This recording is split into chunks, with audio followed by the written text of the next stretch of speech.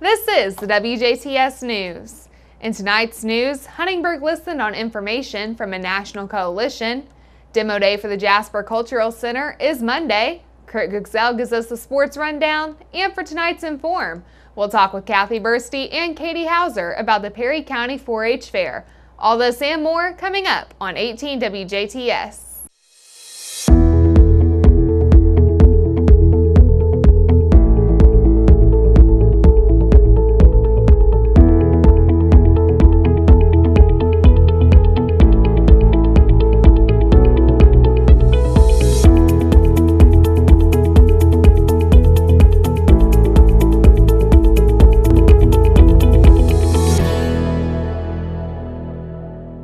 Thanks for tuning in. I'm Jurnee Davis here with WJTS News.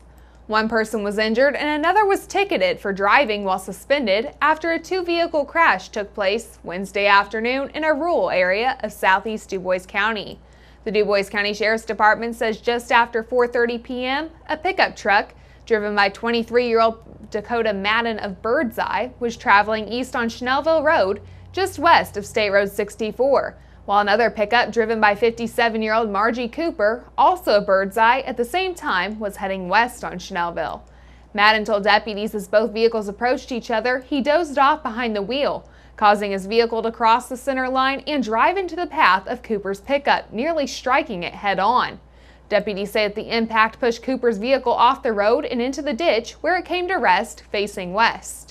Madden's pickup continued east for a short distance before running off the roadway, crossed a ditch, and ended up in a yard where it came to rest. Deputies say Cooper was trapped in her pickup and had to be extricated by members of the Birdseye Volunteer Fire Department. She was then taken by ambulance to Memorial Hospital for a treatment of a leg injury. Madden was treated at the scene for an undisclosed injury. Both vehicles were a total loss. Once again, Madden was ticketed for driving while suspended. The DuBois County Sheriff's Department was assisted at the scene by first responders with the Birdseye Volunteer Fire Department, Memorial Hospital EMS, and the Indiana Conservation Officer. Huntingburg City Councilman Tim Ware provided fellow members of the Huntingburg City Council Tuesday information from the Coalition Against Bigger Trucks, a national organization currently asking Congress to oppose any bills to increase truck size and weight limits.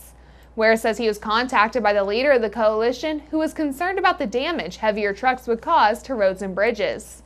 Ware says currently the regulation is only allowed on federally regulated highways. What I understand is it's going to be, there's a map here of the federal highways, which would be I-64, all the interstates through the state at the moment, which is pretty interesting. And they have, by the numbers, they're showing the state of Indiana has 11,340 bridges that are rated in either poor or fair condition, with 58% of bridges statewide with federal administration. Well, that's according to 2018, that was this year. They're showing a percentage of what it's going to be driving on the roads needed to be repaired or replaced, cost Indiana drivers $2.2 billion each year for repairs, which they expect that to go up. And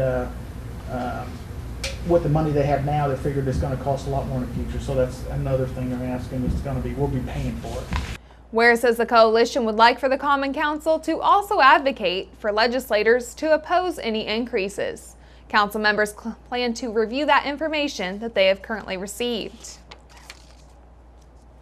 The town of Santa Claus is adding a new road to connect State Highway 162 with Highway 245. Officials say the road, to be named Philip J. Cook Drive, is located approximately a half-mile west of Lewis J. Cook Boulevard and will allow residents an alternate route to avoid the heavy traffic in the area. The new third-of-a-mile road will incorporate a biking and hiking trail, which connects to an existing trail system and will eventually connect to an additional trail to Lincoln State Park. The contract for the $1.3 million project was awarded to Regal Construction of Newburgh in February of this year. Construction is anticipated to be completed in late fall to early winter. Utilizing federal grant money, the town's construction cost on the project is $264,174.90. The land for this project was donated to the town by the estate of Philip Cook, and that organization has engaged a realtor and engineering company to help market the property. Town Council President John Bowen says the West Side Connector has been in the planning stages for several years. He says not only will it allow traffic an alternate route and in addition to the town trails, but officials expect retail development in this area once the road is completed. Indiana Attorney General Curtis Hill says it appears on the latest accusation that he groped a woman at a party in March was coordinated and changed under the direction of others. Hill made the assertion in a statement released after a third woman publicly accused him of groping her. Nikki De Silva, a legislative assistant for the Indiana Senate Republican caucus, says in an account in the Indianapolis Star that Hill slid his hand down her back. When she tried to push it away, she said he grabbed her hand and moved both their hands over her buttocks, lingering there before letting go. Hill says De Silva asked for help in preparing a statement accusing him of the misconduct. He contends that she asked a close friend for input on whether there were grammatical errors or phrases that needed to be changed, strengthened, or eliminated.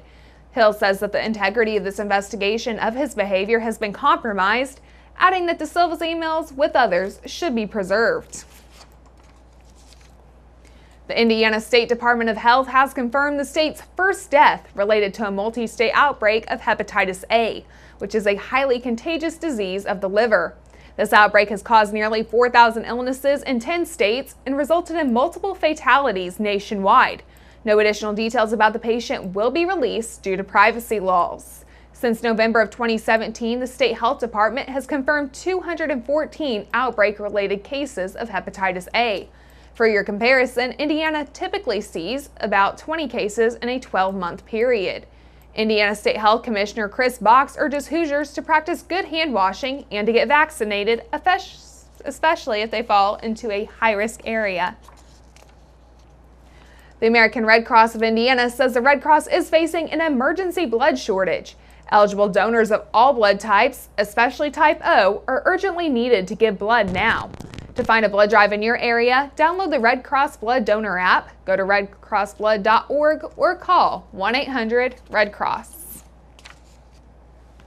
A Huntingburg man was taken into custody Thursday afternoon after he was accused of battering another man outside of a Huntingburg residence. Just before 5 p.m. yesterday, officers with the Huntingburg Police Department were called to a home located at the 4th and Walnut Street in the report of a battery. The victim told police he and his girlfriend were at her ex's place to retrieve some items when 27-year-old Joseph Morris of Huntingburg allegedly went to the driver's side of the victim's car and began hitting the man in the face. Police say that the victim did receive minor injuries but refused treatment. Morris was placed under arrest without incident and taken to and booked into the Du Bois County Security Center on the battery charge. The Jasper Public Library and Jasper Community Arts Commission for the Arts are inviting the public to begin celebrating the beginning of the demolition for the former Hoosier Desk and ERA buildings this coming Monday, July 16th, starting at 10 a.m. There will be speeches, a naming ceremony, and festivities for all ages. Refreshments will be provided and parking is available either on the street or at the Jasper Train Depot, with assistance provided to safely cross 3rd Avenue. The event will take place behind the buildings close to Schaefer Barn. Demolition of the buildings is expected to continue until October, making way for construction to begin on the Cultural Center, the future home of the Jasper Public Library and the Jasper Arts Center. Questions about the demo day or about how to donate to this project can be directed to Jasper Public Library Director Christine Golden by phone at 812-482-2712. Her extension is 6115. Again, that number for Library Director Christine Golden is 812-482-2712, and her extension is 6115. The 2018 Perry County Fair kicked into full swing today. Events for tomorrow, Saturday, include 4-H Horse and Show Pony English competition from 9 till 11 a.m., an open baby contest at 10. At 11 a.m., it's the Dress Pet Parade, mud events at 12 o'clock noon. Dinner and music will also be available beginning at noon. The 4-H Meat Goat Show and the Jackpot Horse exhibitions will take place at 4 p.m. Air Evac and K9 demonstrations begin at 5. 4-H Sheep Show at 5:30, and the Swine Show and Jackpot Horse Show will take place Saturday evening at 7 o'clock. All these times are central. The Perry County 4-H Fair will continue throughout Monday.